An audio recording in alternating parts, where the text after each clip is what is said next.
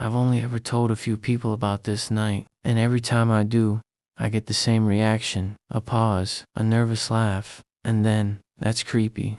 But maybe it was just some drunk guy. Maybe.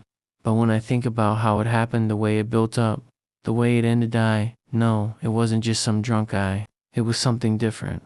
It was 2012, the summer after my sophomore year of college. I was living in a small apartment off campus with my roommate, Eric. He had gone home for the weekend, so I had the place to myself. Friday night rolled around, and instead of going to a party like most of my friends, I decided to stay in, watch a movie, and crash early. By the time the movie ended, it was just after midnight. I remember lying in bed, restless. I had this urge to go for a walk. That sounds strange, I know, but it was one of those humid summer nights where the air feels heavy and you can't settle. So, I threw on a hoodie, grabbed my phone, and decided to take a loop around the neighborhood. The street I lived on was lined with old houses, most of them student rentals. It was quiet, only a few porch lights on, crickets humming in the background. I walked about 10 minutes before I saw him. At first he was just a figure in the distance, standing completely still under a streetlight. He looked tall and thin, maybe 6 feet or more, wearing what seemed to be a dark suit.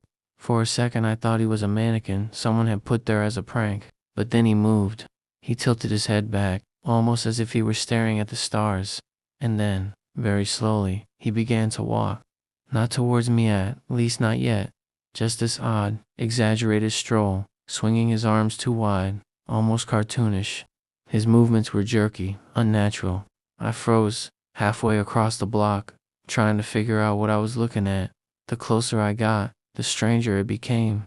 I could see his face now, pale under the streetlight, and he was smiling. Not the kind of smile you give someone passing by, but a stretched, frozen grin that showed too many teeth. I decided to cross the street, keep my distance. As I did, he stopped moving. He just stood there, head slightly tilted, grin locked in place, eyes fixed on me. My heart thudded in my chest, and I quickened my pace. That's when I heard his footsteps.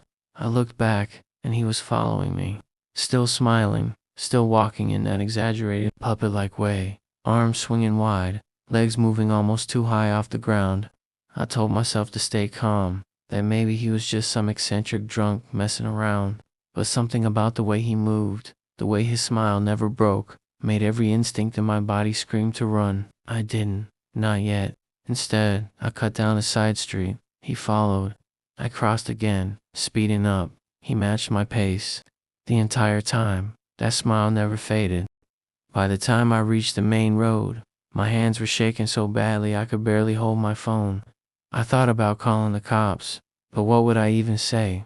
A guy is smiling at me weird. They'd laugh me off. So I did the only thing I could think of. I turned. I spun around in the middle of the sidewalk, heart pounding, and shouted, "What the hell do you want?" For the first time, his expression changed. His grin widened and possibly widened till it looked like his cheeks might tear. He took one slow step toward me, his body trembling with each movement, and whispered something I'll never forget. "Isn't it a beautiful night?" His voice was low, cracked, like someone who hadn't spoken in years. That was enough. I bolted. I sprinted down the road, past the gas station on the corner, past the shuttered shops, my chest burning. I didn't dare look back until I was nearly home. When I finally did, he was gone. I locked the door behind me, every light in the apartment blazing, and didn't sleep the rest of the night. The next morning, I convinced myself it had just been some weirdo, maybe high, maybe unhinged. But then, 2 weeks later, Eric came home from a party around 3 a.m., pale and shaken. "You're not gonna believe this," he said. "I was walking back from Brady's, and this guy was following me. Tall, skinny, dressed up, just grinning. He never said a word. Just followed me until I cut through the parking lot. I didn't tell him my story.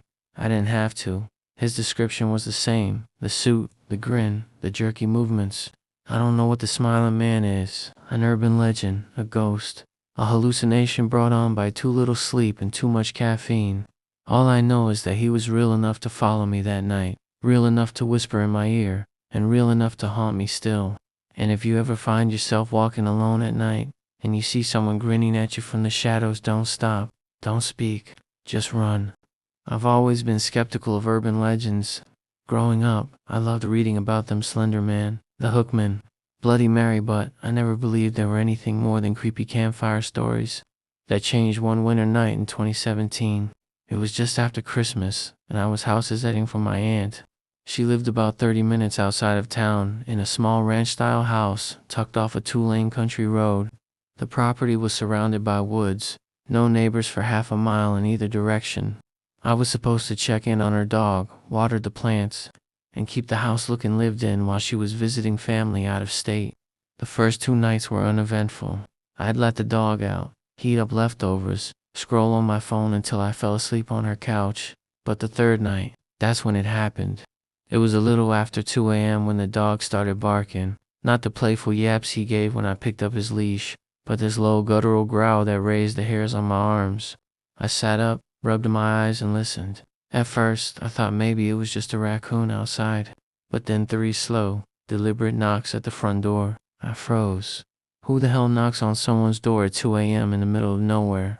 The dog was now pacing, teeth bared, growl steady. My heart hammered in my chest as I stood up and crept toward the door. I didn't open it, of course. I just leaned forward and looked through the peephole. 2 kids. They looked about 12 or 13, a boy and a girl, both wearing hoodies, standing perfectly still on the porch. The porch light cast their faces in shadow, but I could see enough to notice how pale their skin looked, almost gray in the light.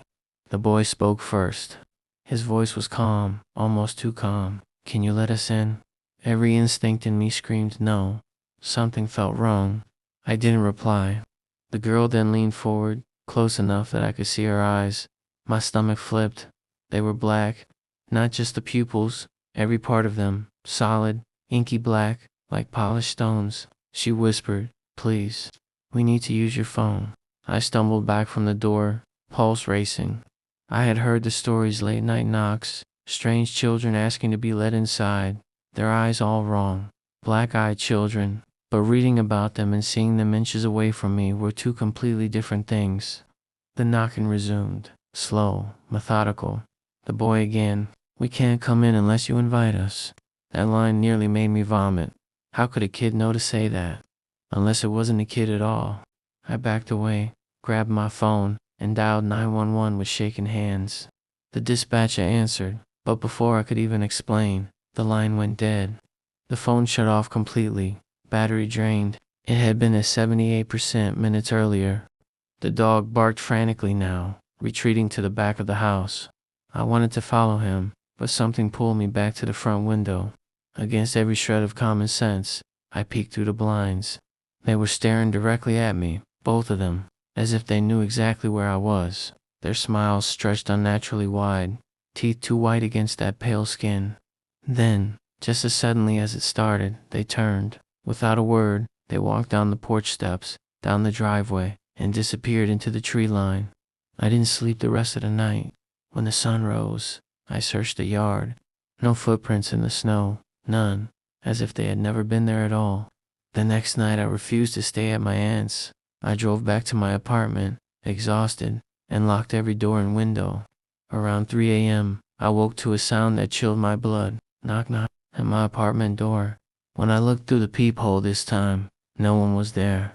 I never told my aunt what happened. I don't think she'd believe me, but I know what I saw that night in the country, and I know those children weren't human. And if you ever hear a knock at your door late at night, whatever you do, don't open it. Drive for a living. Not rideshare, not trucking, just long commutes for work and the occasional road trip to visit family. I've seen a lot of strange things out on the highways at night, but nothing compares to what happened in the fall of 2019. It was a rainy October evening, and I was on my way back from visiting my parents. They live in a rural part of Pennsylvania, so the quickest route home took me through winding country roads and stretches of highway where you could go 10 minutes without seeing another set of headlights. I left later than I wanted, so by the time I was halfway home, it was nearly midnight. That's when I saw her. She was standing on the shoulder of the road, thumb out, rain dripping down her hair. She couldn't have been more than 20, dressed in an old-fashioned white dress that looked completely out of place in the pouring rain. For a moment, I debated just driving past. I've heard too many horror stories about hitchhikers gone wrong, but something about her, maybe the way she hugged her arms around herself, shivering, made me ease off the gas. I pulled over, rolled down the window, and leaned across. "You need a ride?" I asked. Her face lit up with relief. "Yes, thank you." Her voice was soft, almost too soft to hear over the rain. She slid into the passenger seat, soaking wet. I immediately noticed how cold the air around her felt, like she brought the outside in with her. "Where you headed?" I asked. She stared straight ahead, just a little further down. "I'll tell you when to stop." I nodded, trying not to stare. She looked pale, almost sickly, but beautiful in a strange old-fashioned way. The kind of face you'd expect to see in a black and white photograph. We drove in silence for a while. The only sounds were the windshield wipers and the hum of the engine. I tried small talk, asked if she was from around here, if she'd been at a party, but she never answered. She just kept watching the road ahead, lips pressed in a thin line. Finally, she spoke. "There's a curve up ahead. That's where I need to get out."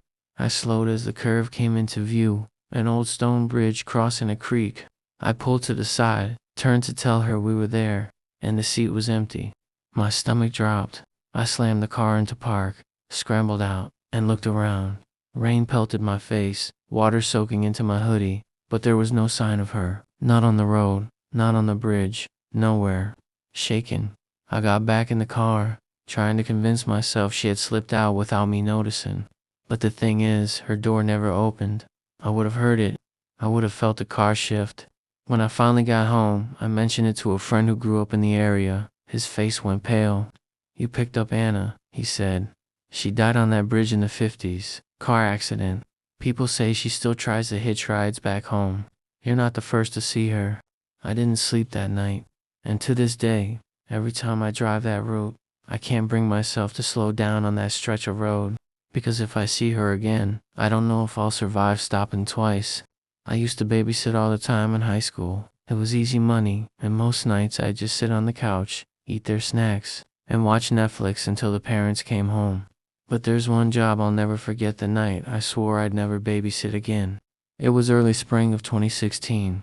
A couple I didn't know well had reached out through my mom's friend network. They lived on the nicer side of town, big house, the kind of place with cathedral ceilings and 2 staircases. They had 2 kids, both under 10.